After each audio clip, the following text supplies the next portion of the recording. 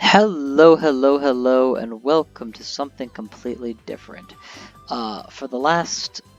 this has actually sprung quickly in the last few weeks to one of my top 10 most played games. But this is Puyo Puyo Tetris.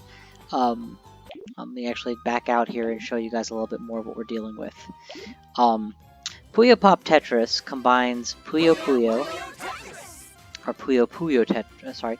Puyo Puyo with Tetris. Tetris, y'all familiar with. Puyo Puyo, probably a little less so. I will, over the course of the next couple of vids, explain this a little more, but I'm just going to jump in with a basic video of me playing the game. One thing I want you all to be very aware of. This is not Tetris the way you probably remember it. If you played Tetris like me maybe 10-15 years ago when you were, well, I guess I don't know the average age of my audience, so I shouldn't assume, but if you played Tetris 10-15 years ago, we're talking Nintendo DS era and before, actually definitely before that, you're probably used to Tetris Game Boy style, where you get 7 random pieces. Where you get random pieces, random instances of each of the 7. Modern Tetris has evolved way past that. You now reliably get one each of the 7 pieces each time. So, for example, you might get I block, T block, S block, Z block, O block, J, and then L. And then it starts over. Now, which order they come in is random, so you may find yourself waiting 12 tiles before you get that I piece, but you will get an I piece every 7. You know, depending on if you're end-to-end of 2 different bags. And they call this the bag randomizer, because you can picture it as drawing out of a bag. Other additions to the game include the T-spin, which I can explain later when I actually start doing it, and more importantly, the combat mechanics. In Battle Tetris, which is what I like to call this, the official name is Regulation Tetris? I don't know, whatever. In Tetris games that follow these copyright Tetris rules, when you send, there's an acknowledgement of the possibility of sending garbage. If you clear a single line, it does nothing. If you clear 2 lines at once, like with the O block clearing 2 lines, that sends 1 line of garbage. You clear a triple, you send 2 lines. If you clear a quad, you actually send, it's called a Tetris, and you send 4. T-spins are worth 2, 4, and 6 respectively for T-spin single, doubles, and triples.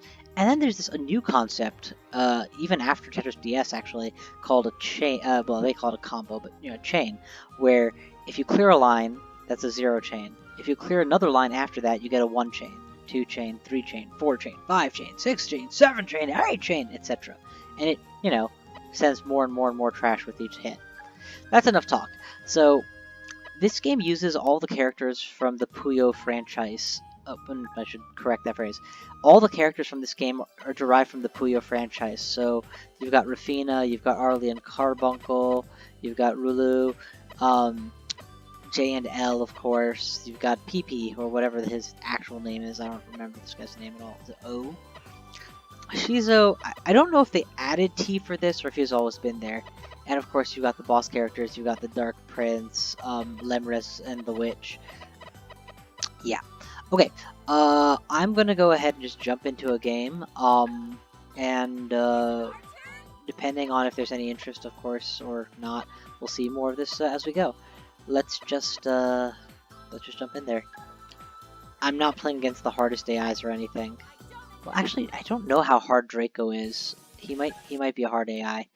And as my first game of the day, I might embarrass myself. Ready, set, go. There we go. I already had a misdrop. So, pretty well on the way to embarrassing myself.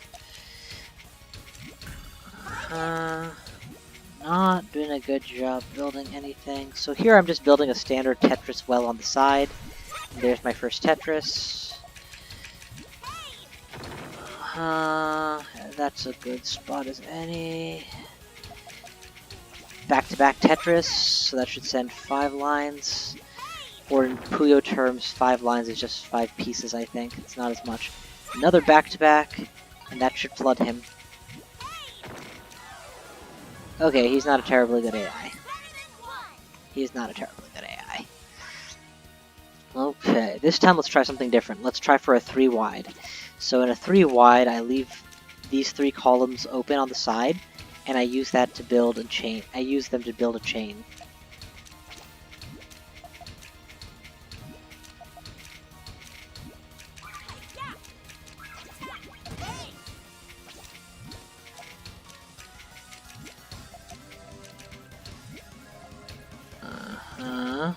Alright, we're good. Let's go.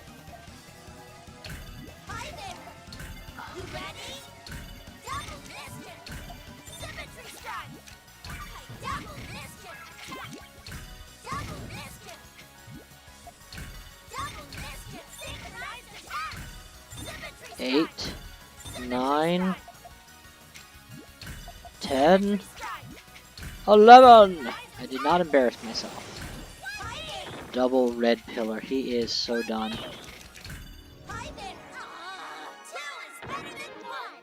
And you'll notice I have some gray blocks underneath me. That's the attack he sent to me. Alright. I will up it to Rafina. Now, Rafina is a harder AI, I'm pretty sure. Not the hardest, but, you know, a little harder. So, I may actually lose. I may not. Let's go. Booyah! I actually don't have a strategy right now. I'm just building. Oh, here we go. Okay, so it looks like I'm setting myself up for a T-spin on the left. It'll be a T-spin single. I don't want to wait too long.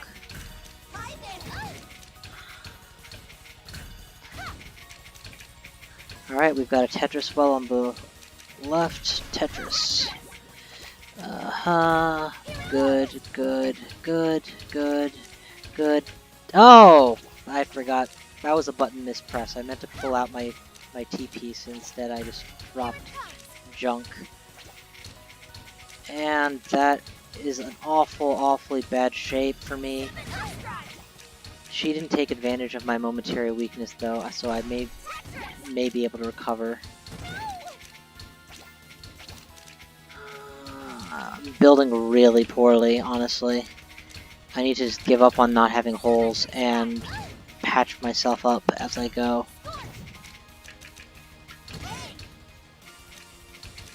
I can't afford to do that.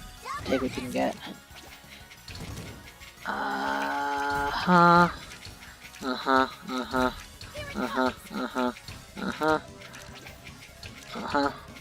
Oh god, I really needed that to be a line, and that wasn't a line.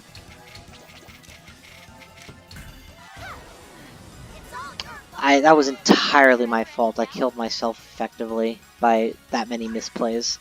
What should have been a Tetris ended up snowing me entirely. Yeah, there's no helping that.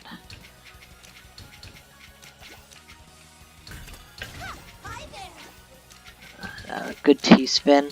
So those are T-spins where you wedge a T-block underneath another block with that turn at the end. They call that a T-spin. Each line of a T-spin is worth 2 lines of garbage. So if you clear 2 lines with a T-spin, you get 2 lines of garbage. If you clear 2 lines, you get 3. And, well, if you clear 2 lines, you get 4. You guys know basic arithmetic. You don't need me to do this. My 3 wide is looking pretty good, actually. I should be able to power that whole thing out pretty quick. Alright, there's no helping that. Just go. Uh-huh. Uh-huh. Uh-huh. Uh-huh. Uh-huh. Uh-huh. Mm-hmm. There we go. Game.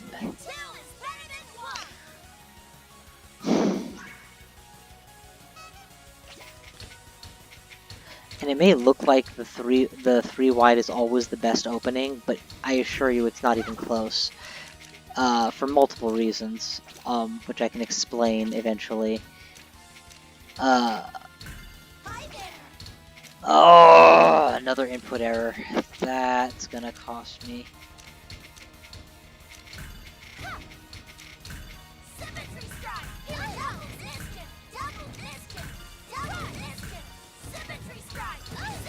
Not as badly as I thought it might. And see, that's another way to make use of the chaining, is as a natural consequence of whatever else it is you're doing.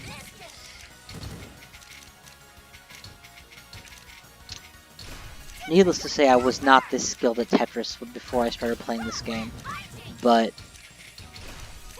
learning to play effective Tetris comes with time and practice, and I've begun that process of putting in time and practice, I guess. Let's do this. Never mind, there's no way to make that work. Now it works. Oh god, I don't have a T-piece coming for some time, huh? There we go. Here it comes. This is for the win. I really shouldn't fumfer around so much.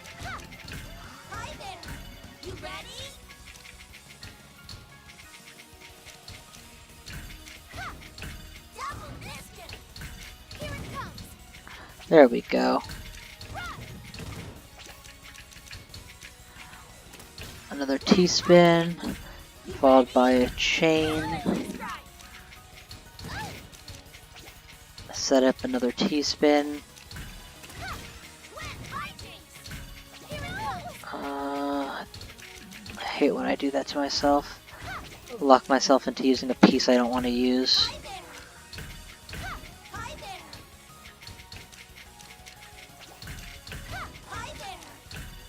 Yes. Maybe. Yes, a quick Tetris. That should finish her.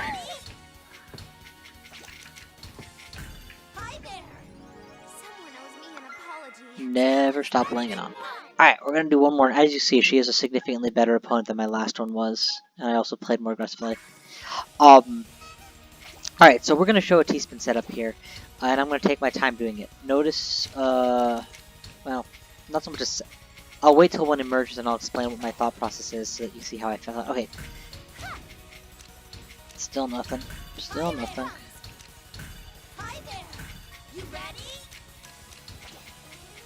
There we go. So, notice that T-shaped gap. I'm going to leave the outline of an inverted T, insert this sideways, and twist it at the last second. Easiest way to think of making a T-spin. And it almost feels, you know, to me, just like clearing lines. It doesn't feel like you're doing anything special, but it's rewarded as highly as if I cleared a Tetris of 4 full lines. So it does, I mean, look at how much attack I'm going to send to her right now, just from that little spin. So consider the following. If your drop speed for blocks is not exceptional, right, you're limited in how much you can attack just because of how long it takes you to set up, right? But if you set up high yield attacks like this, less blocks translates to more damage. That should be a nice T-spin setup. I'm thinking too hard about T-spins. I need to focus on getting the stack down right now. Even just that, a T-spin single still is the equivalent of a triple line clear when it comes to the amount of trash it sends.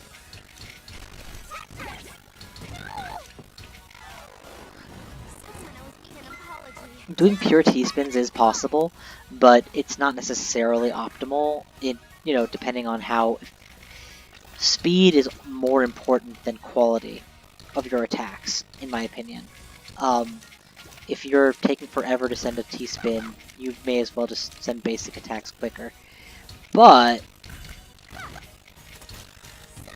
when you're trying to learn to play the game, I mean, the first step of being good at anything is sucking at it, so...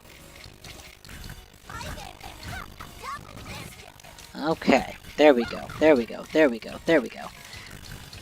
As you can see, I'm much, much faster when I'm not trying to plan for T-spins and I'm just building a Tetris stack. Of course, when I'm much, much faster, I'm more error prone, as we just saw there.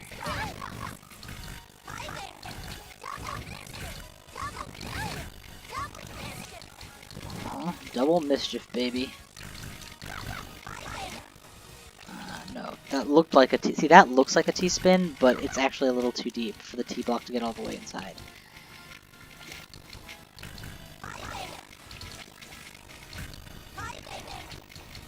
Here, if I set this on top of that T-hole, I make myself a T-spin.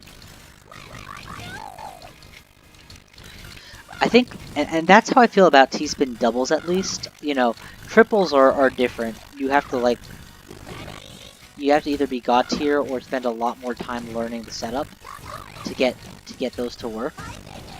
But T-spin doubles, the opportunities occur often enough in a match that if you're aware that they exist and know how to make them, you can make them on the fly, and they give you an attack opportunity that you wouldn't normally have. They turn all your T pieces into potential attacks, as opposed to just waiting for your I piece for attacks.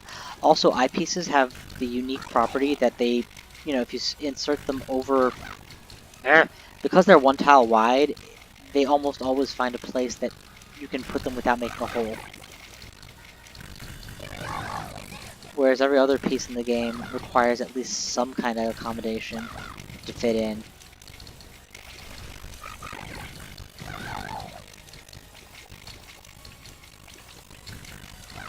And as you can see, I make liberal use of my hold piece.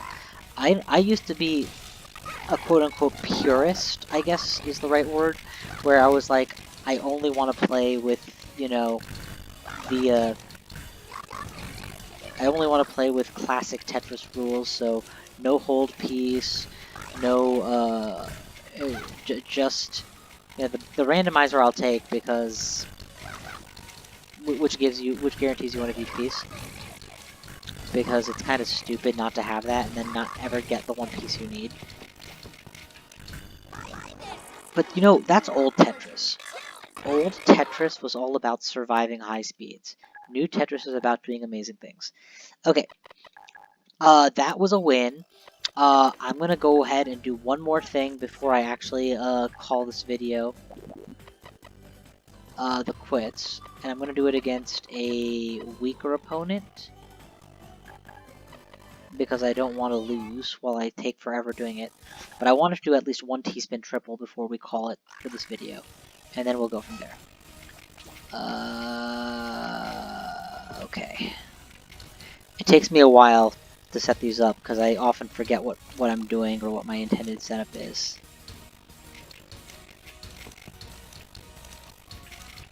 Okay, so I've set up, as you can see, these vertical shapes on the side and a pathway to stick a T-piece into them.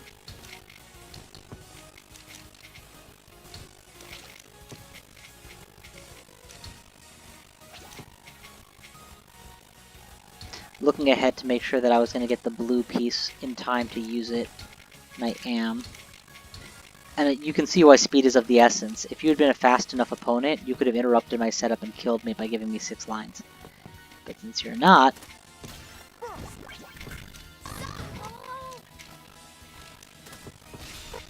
back-to-back T-spin triples. And look how much garbage that puts on his screen. Just that one combo, lethal by itself, practically. Now imagine being able to set that up quickly. That's what I would like to work towards. So let's try that. Hold the L, drop that O, Z. Is that Z or an S? Z, L. Done. And now is the hard part. Build this without screwing up. And then the second hard part, get the overhang right. You gotta get both of those done, and it's worth taking your time to do, because if you mess up, you basically lose the game. And as you can see, I'm not exactly proficient. There's no correct placement here. I'm gonna need something that goes into that overhang. I'm gonna need... I don't think there's a piece in the game that would work here. I may have already screwed this up.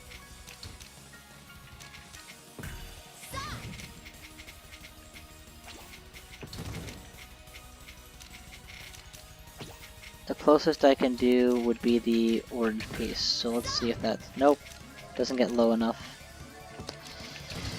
Suiciding, not because I couldn't win that match, but because I'm not trying to just win the match, I'm trying to do this triple. Alright, drop, hold, drop, drop, O, Z, J, or OSL, either one works. Now that that's all set up, get back to just building, build a little slow here. What would I need? I would need the green piece. No, the red piece. I need the red piece to finish that. There. It's done. It's perfect. Now, in an ideal world, I can wait until I have both of my purples, but the world is seldom ideal, so, you know, I may have to fire it off just to prevent myself from topping out. I did not. This guy's toast.